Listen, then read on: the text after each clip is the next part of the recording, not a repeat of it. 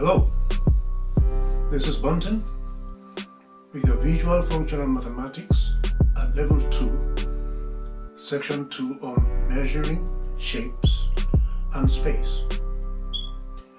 Before we start, please note that we will be working with and applying formulas as we progressed with Level 2 Mathematics program, which is at GCSE lower level. So make every effort to memorize the formulas you learn about during the course of your lessons. You'll not be provided with formulas during the exams, so you'll be expected to know them.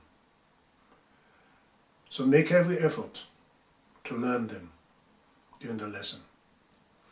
They're all provided on the video I have provided for you.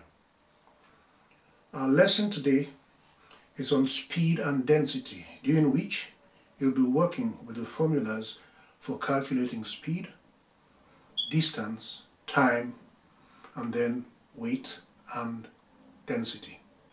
So let's start with speed and density. The lesson will cover definition of distance and time calculations, the formula for speed, the definition of density, the relationships between density, weight, and volume. The keywords you will be using and which you need to be familiar with and understand their meanings are speed, density, time, weight, volume, and formula.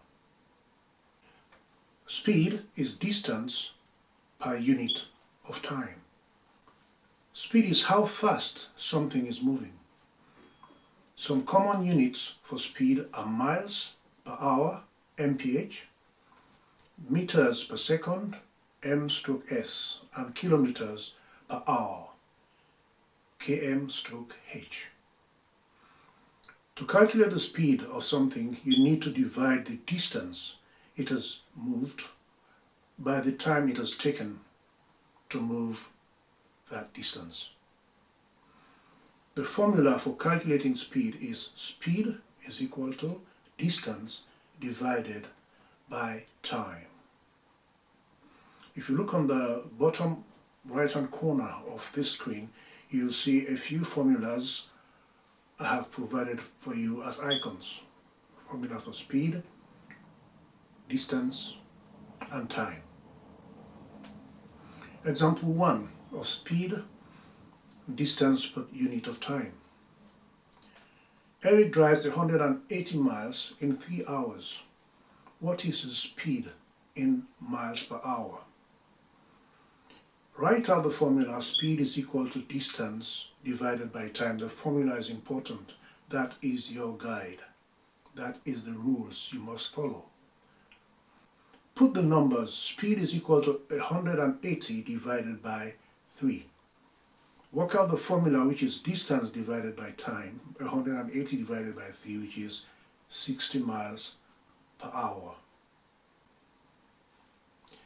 You may need to convert one or more of the units first to get the correct unit of speed. Example 2 will show us that. Shoban runs 9 kilometers in 45 minutes. What is her speed in kilometers per hour? First, you asked for the speed in kilometers per hour, but the time is given in minutes. So you need to convert from minutes to hours. 45 minutes is equal to 3/4 of an hour, which is 0.75 hours. Now work out the speed using the formula speed is equal to distance divided by time, which is equal to 9 divided by 0.75, which is equal to 12 kilometers per hour. Practice question set 1. Liam runs 200 meters in 25 seconds. What is his speed in meters per second. Question 2. Tina completes a 26-mile marathon in 150 minutes. What was her speed in miles per hour? And your answers for practice question set 1 are 8 meters per second. Question 2, 10.4 miles per hour. Let's look at distance and time calculations. If you know the speed and either the distance or the time, then you can work out the one that you don't know. If you look in the little boxes there, you'll see formulas for time, which is equal to distance divided by speed. And then on the second box, you'll see formulas for distance is equal to speed times time. So let's look at the example. A train is moving at a speed of 10 meters per second. How much time does it take for the train to travel 50 meters? Use the formula time is equal to distance divided by speed, which is 50 divided by 10 times 5 seconds. How far does the train travel in 7 seconds? Using the formula distance is equal to speed times time, this will be equal to 10 times 7, which is 70 meters. If you look on the red notes there, you'll see speed is given in meters per second. So the time is in seconds. You need to get the units right or you will get your answers wrong, even if the numbers, the figures look correct. Practice question set 2. Dimitri is planning a car journey. He has sketched the road that he could take. He's got 2 options. The road from A to B has a 50 miles per hour speed limit. The road from B to C has a 20 miles per hour speed limit. And the road from A to C has a 70 miles per hour speed limit. If you look on the right there, you will see the route map which he has drawn.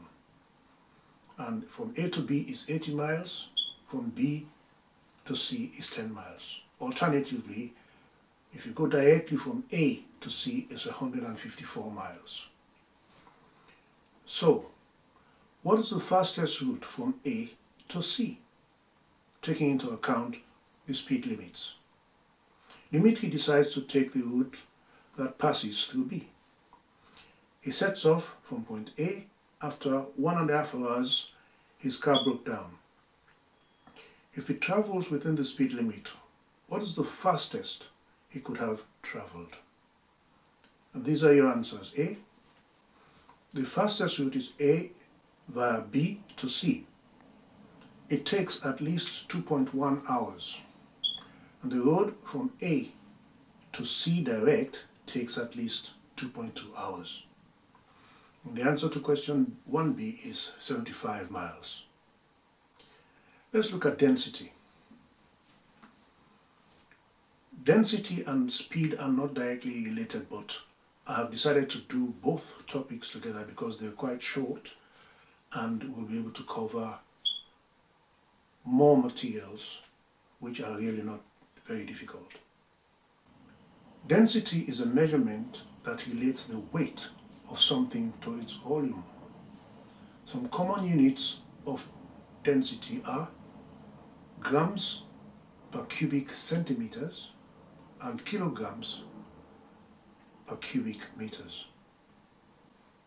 For example, if you had equal sized cubes of coke and lead, then the coke would weigh less. It has a lower density. The formulas linking density, weight and volume are as follows. On the right, in the little blue box, density is equal to weight divided by volume. Volume is equal to weight divided by density. And then weight is equal to density times volume. So you find out that if you have one, you could work out the other. This is one reason why it's important that you learn these formulas. You might see weight referred to as mass. Doesn't matter, it's the same thing. So remember that. So the formulas linking density are those three. Example 1. Yoshi puts a measuring jug on top of some weighing scales and sets the scale to 0. He then pours water into the jug. What is the density to 2 decimal places of the water? There is 15 ml in 15 centimeters of water. It weighs 14.89 grams. Use the formula density is equal to weight divided by volume, which is 14.89 divided by 15, which is equal to 0.99266. Notice I didn't say 99,266. I call the decimal numbers separately. 0.99266. Rounded to 2 decimal places is 0.99 grams per cubic centimeters. The units are G/cm3 as the weight is in the G, which is the grams, and the volume is in centimeters. Let's look at the second example of density.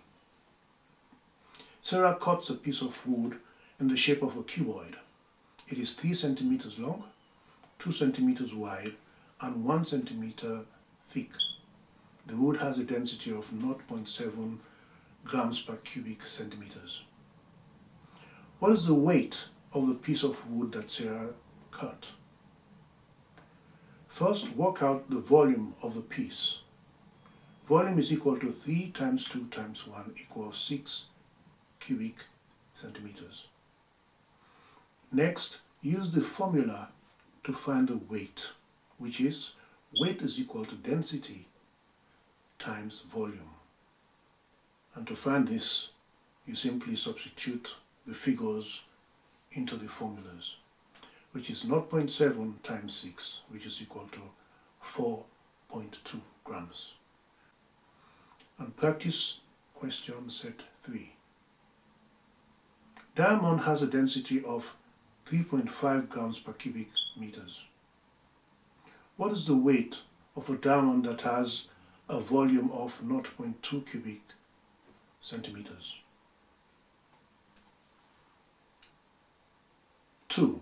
A block of ice weighs 12,400 kilograms. It has the shape of a cylinder with a radius of 1.2 meters and a height of 3 meters. What is the density of the ice? Give your answer in 1 decimal place. And your answer to practice question set 3. Question 1, 0.7 grams. Question 2, 913.7. So before we go, let's look at what we've covered. You've covered the following topics: the definition of density, the distance and time calculations, which are based on their formulas. We've looked at the formula for speed as distance divided by time, the definition for density as weight divided by volume, and we've also looked at the relationships of density, weight, and volume. As I told you, these 2 topics are very short, but they're very important because they introduce you to the use and application of formulas. So learn those formulas, please, for time and speed and distance, and also for density. That's the end of our lesson for today. Make sure you cover all the practice questions. They are important. Remember, we're working on a self-assessment principle in which you have to assess your learning, determine how much you've learned, and you make sure you follow the rules of self-assessment, which is do your corrections by finding where you went wrong if you got any question wrong, and understanding what you did wrong and making sure you learn from that mistake. If you got all the questions right, don't forget to celebrate by patting yourself on the back. It's very good practice. And that's it for today. Until next week.